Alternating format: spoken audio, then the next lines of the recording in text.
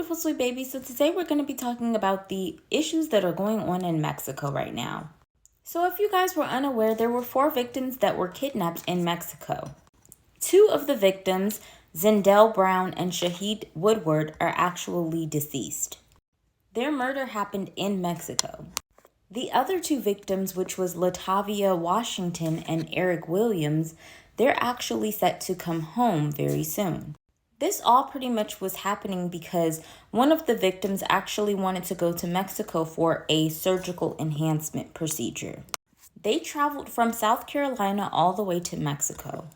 The victim up at the top, Zindell Brown, actually was skeptical on going to the trip in the first place.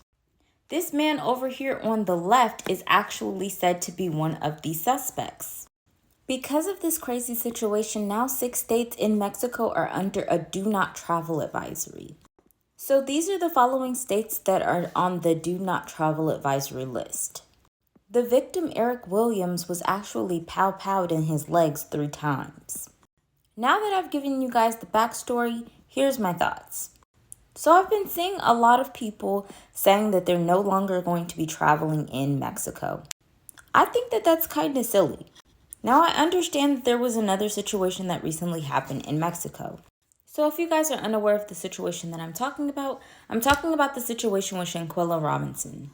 She recently had a situation where her and her friends went off to Mexico and they got into a heated exchange. She actually ended up passing away because she succumbed to her injuries after her and her friend got into a spat. But that still doesn't make sense to me as to why people are saying they don't want to go to Mexico. So for starters, I just want to say this. Each place in this country or in this entire world has its hoods.